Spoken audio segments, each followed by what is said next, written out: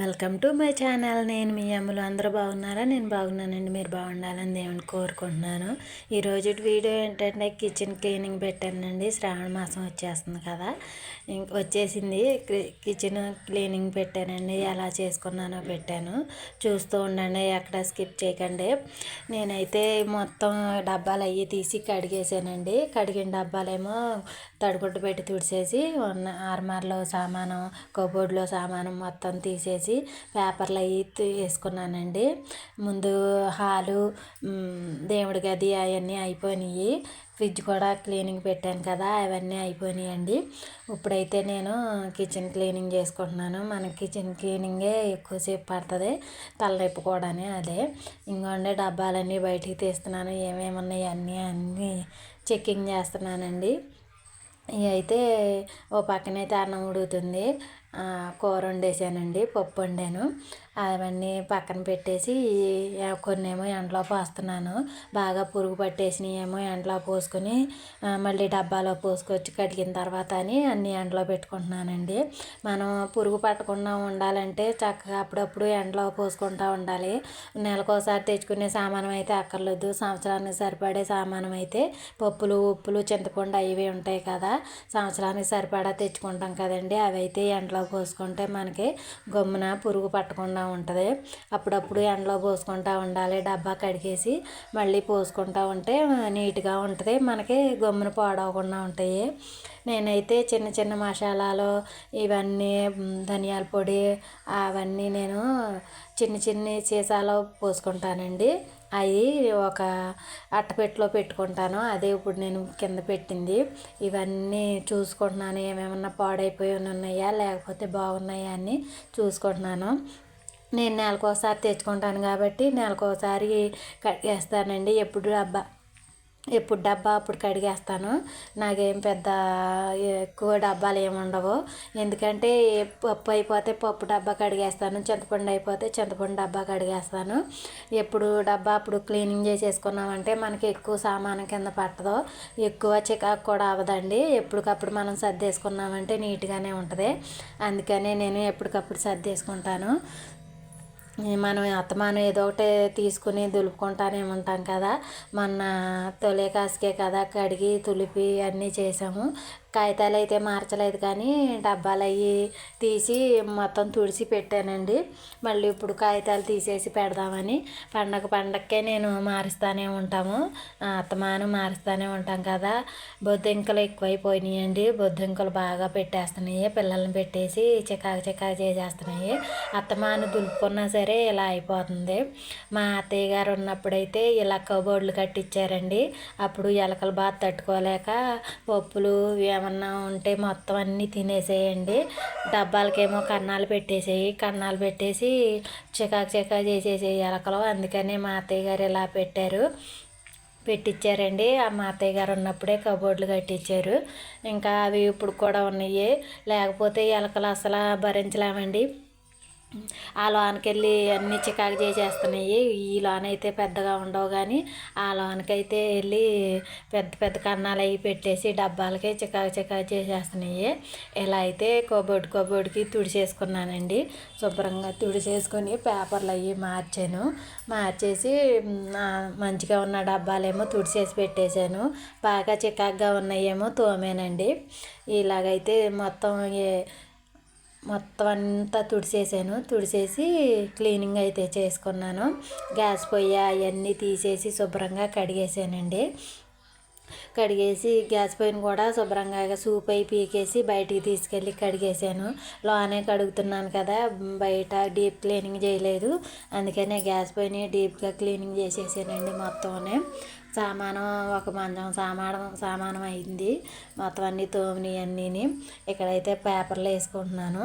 నాకు ఎవరో ఒక సిస్టరు కామెంట్ పెట్టిందండి. ఆ కామెంట్ ఏంటో నాకు అర్థం కాలేదు. బట్టలు కబోర్డ్లోంచి తీసి ఏదో మూట కట్టాలో ఏదో అన్నారు, అది నాకు అర్థం కాలేదండి. ఈ వీడియో కానీ చూస్తే నాకు మళ్ళీ క్లియర్గా తెలియచేయండి. నాకు అర్థం కాలేదు ఏం చెప్పారో ఆవిడ.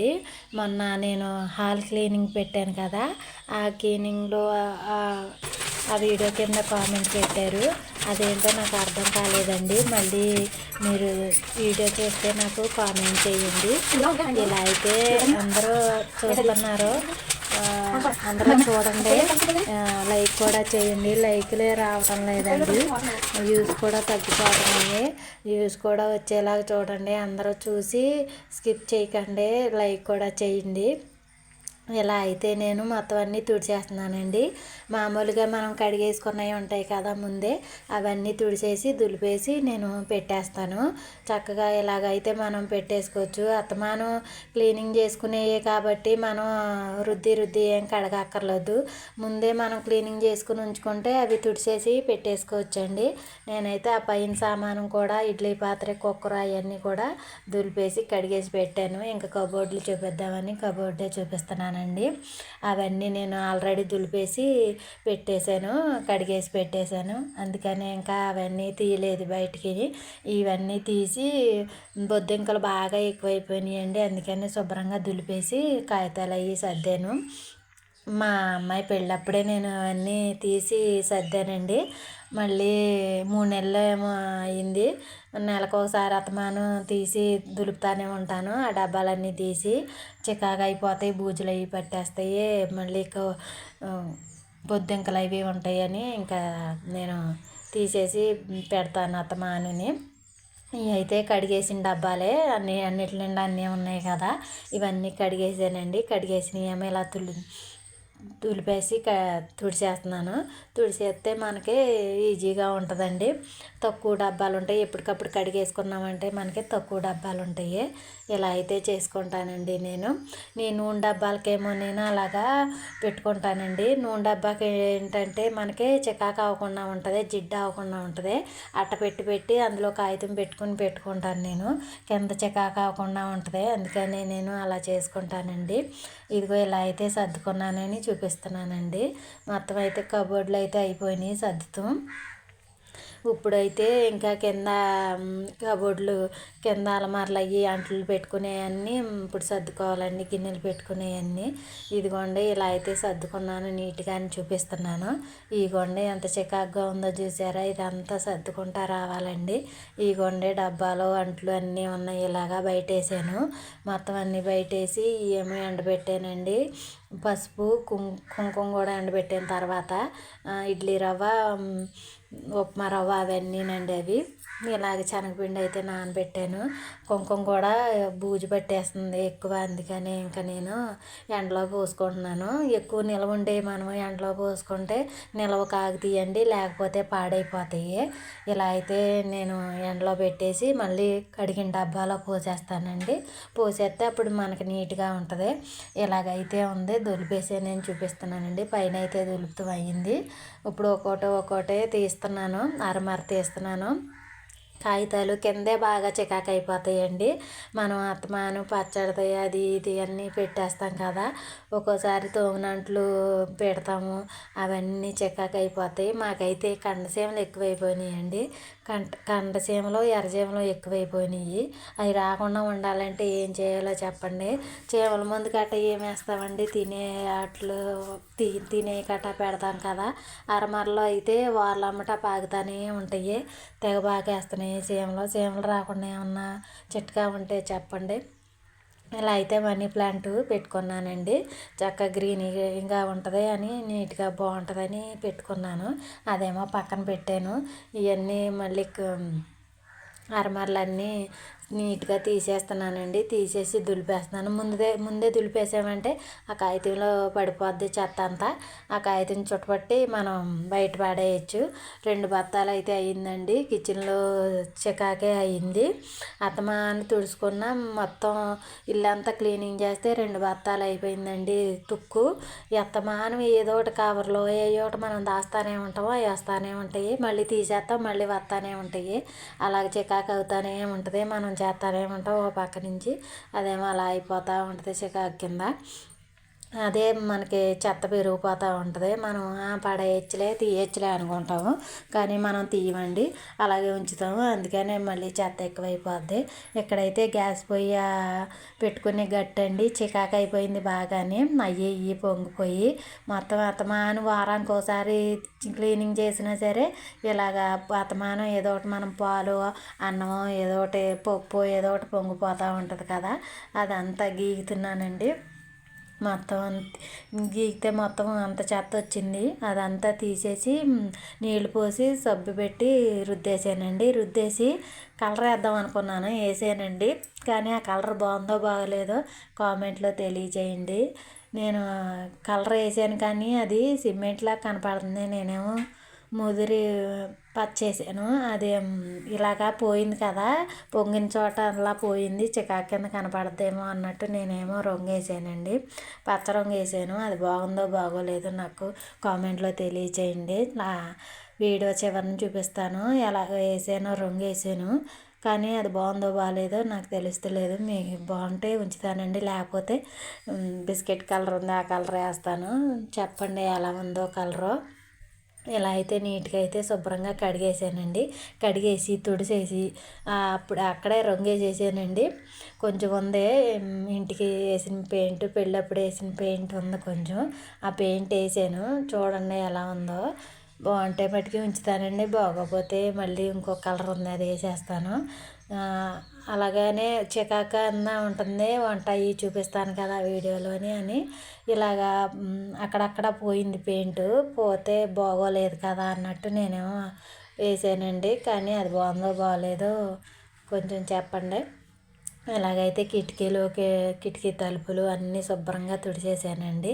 కబోర్డ్ తలుపులు కూడా తుడిచేసాను, అవి మీకు చూపించలేదు. రంగు వేసానండి, చూడండి ఇదిగోండి ఈ కలర్ వేసాను. అది బాగా థిక్ పచ్చండి, ఎండితే బాగా కనపడుతుంది.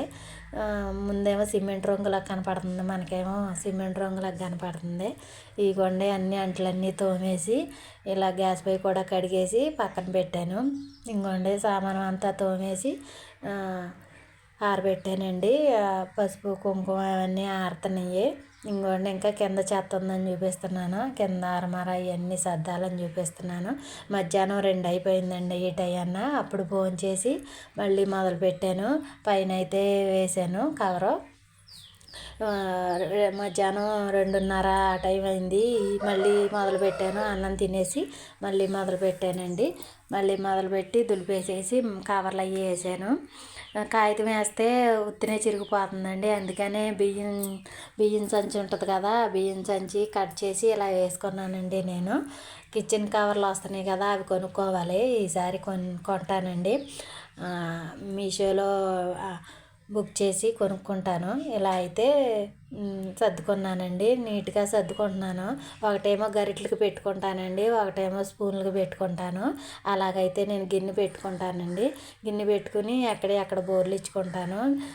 ఏంటి మనకి గమ్మున చెంచా కనపడాలన్నా గరిటె కనపడాలన్నా మనం విడిగా అలా పెట్టుకుంటే కనపడద్దండి, లేకపోతే అంట్లలో పాడేస్తే కనపడవు కదా అన్నట్టు నేను అలాగైతే సర్దుకుంటానండి. చెంచాలు గరిటెలు పెట్టుకుంటాను. పెట్టుకుని ఇవన్నీ సర్దుకుంటున్నానండి.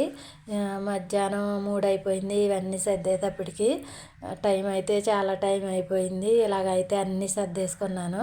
ఇదిగోండి చూడండి ఇలా సర్దుకున్నాను. ఎలా ఉందో కామెంట్లో తెలియచేయండి నేను ఎలా సర్దుకున్నాను. ఇదిగోండి చక్కగా అయితే ఇలా సర్దుకున్నాను నీట్గాని, మొత్తం అన్ని అరమాలన్నీ తుడిచేసుకున్నాను. ఆరిపోయింది. ఇదిగోండి పెయింట్ ఎలాగుందో, సిమెంట్ వేసినట్టు ఉందా లేకపోతే కలర్ కింద కనపడుతుందో చూడండి, చూసి నాకు చెప్పండి. మొత్తం అంతా దులిపేసి ఇప్పుడు మొత్తం తుడుచుకొస్తున్నానండి. తుడిచేసి తడిగుడ్డ వేసేసాను.